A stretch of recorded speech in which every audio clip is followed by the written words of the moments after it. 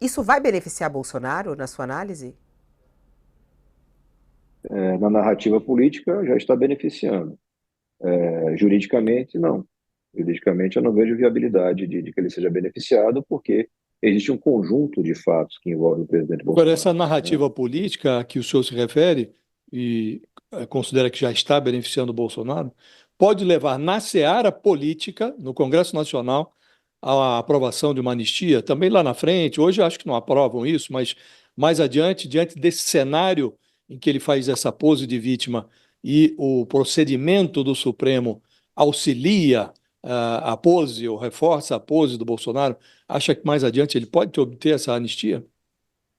Acho que é uma coisa possível, partindo justamente do abuso contra os pequenos e, no trâmite, chegando aos grandes articuladores dessa tentativa de golpe, que foram o presidente Bolsonaro e seus assessores principais, que não passam nem perto de responsabilização. Eu não vi até agora um general recebendo uma intimação dura do Alexandre de Moraes. Eu vejo Ah, o senador do Espírito Santo, que não tem poder nenhum na caneta, tendo uma busca em cima da outra. Mas quem estava articulando o acampamento golpista, inclusive financiamento, quem estava como beneficiário direto do eventual golpe, esses ainda estão ainda na fila esperando ver se vai dar alguma coisa. senador, Senador, lá atrás, quando a gente começou a discutir, o senhor posso... mesmo um pouco. Não, é que eu. Não pode. Não pode. Não, desculpa, Léo. Aquela É só hora. pegando sua rapidinho. O senhor citou as mudanças de humores que às vezes acontecem dentro do Supremo, conforme a política, mudança de entendimento do ministro Gilmar, mas pegando lá atrás com a Lava Jato, Moro era a primeira instância e depois ele é julgado imparcial pelo Supremo. Moraes é a última instância. Quem vai julgá-lo? A única corte possível para isso é o Senado. Não há dúvida com relação a isso. A diferença principal, neste caso de abuso, é a posição topográfica do abusador. O ministro Alexandre de Moraes está no topo da cadeia alimentar do poder em Brasília. Então é muito difícil confrontar esse abuso. E ele tem hoje os seus parceiros como, de certa forma, beneficiários dessa atuação dele, porque se gerou uma rede de proteção. E, veja, numa democracia, o fundamento do respeito da justiça é justamente respeito, não é o temor físico. O que se tenta fazer nessa visão antiquada, equivocada do ministro Alexandre, é se trazer um respeito para a Corte Suprema pela pressão, pela violência. Não critique o Supremo, você vai ser preso. Não use na rede social uma crítica mais ácida, porque você vai ser constrangido com um bloqueio de 50 milhões de reais.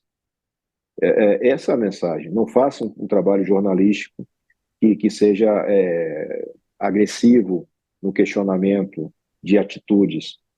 E isso é muito ruim para a democracia. Então, acho que a grande diferença é essa, a posição onde se encontra o ministro Alexandre e a falta de meios hoje para que se faça esse enfrentamento de forma democrática. Repito, através das regras que estão na Constituição.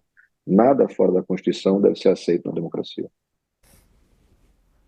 Senador, a gente estava conversando a respeito dessa questão da origem da concentração de poderes, né, na mão do ministro Alexandre de Moraes, né? A gente estava até conversando com o ministro Marco Aurélio agora há pouco, né, e outras entrevistas que fizemos, né, a respeito lá de trás, quando o próprio Supremo Tribunal Federal deu superpoderes, né, naquele inquérito das fake news, né? Muita gente chama de inquérito do fim do mundo, outros defendem e tudo isso mais. E o próprio Supremo Tribunal Federal ontem, né, na fala, no desagravo do Alexandre de Moraes, o pessoal discutiu lá no meio que essa situação começa lá atrás, quando a Polícia Federal não quis apoiar durante o governo Jair Bolsonaro o próprio trabalho de investigação do Supremo, e principalmente quando você teve um Procurador-Geral da República, né, no caso o Augusto Aras, que, como o senhor lembra, o senhor fazia parte toda da CPI, toda aquela discussão de como fez falta para o Brasil ter um representante do povo falando, né, e inquirindo a presidência da República, né?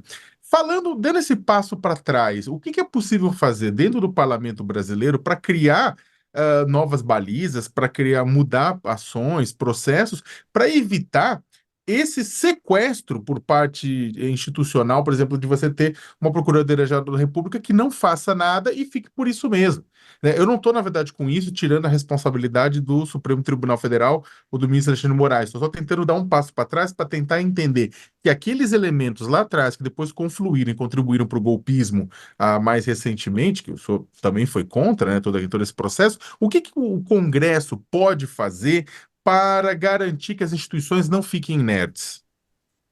Nós precisamos melhorar o nosso arranjo constitucional, né? Eu dizia na época de CPI, depois, e disse isso, salvo engano, na sabatina do procurador Gonet, que o arranjo constitucional brasileiro não está preparado para uma figura como Augusto Aras, porque ele concentra um poder de decisão na figura do PGR.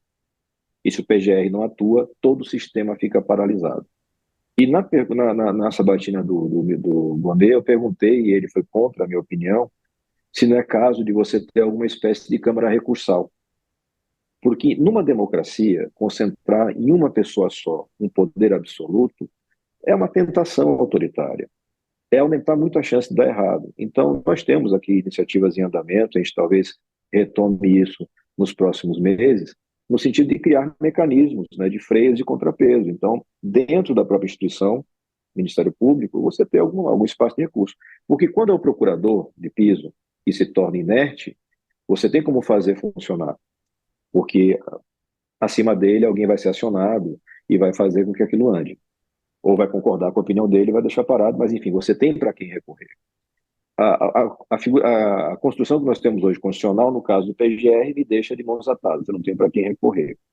No caso do abuso do ministro Alexandre, é diferente, porque existe para quem recorrer, que é o pleno. Mas o pleno lá atrás já abraçou a ideia de que para a defesa própria vale tudo.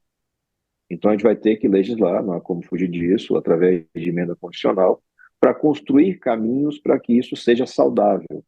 A gente não pode ter uma corte amedrontada, acovardada, atacada, mas eu preciso ter também, ao mesmo tempo, um código de ética para magistrados. Hoje eu não tenho sequer acesso à agenda dos ministros. Eu não tenho acesso ao financiador de eventuais viagens, patrocinador de eventos. Eles se recusam a responder sobre o tema ou respondem numa arrogância e na soberba inaceitável na democracia. A Corte Americana acabou de aprovar um código de ética. A brasileira se recusa a ter. Nós não temos uma corregedoria, por exemplo, lá no Supremo. É necessário. Ou submetê-los ao crivo do CNJ, talvez um CNJ com algumas alterações. Do jeito que está, a gente fica patinando e, às vezes, essa hipertrofia nos beneficia, mas sempre ela prejudica a democracia.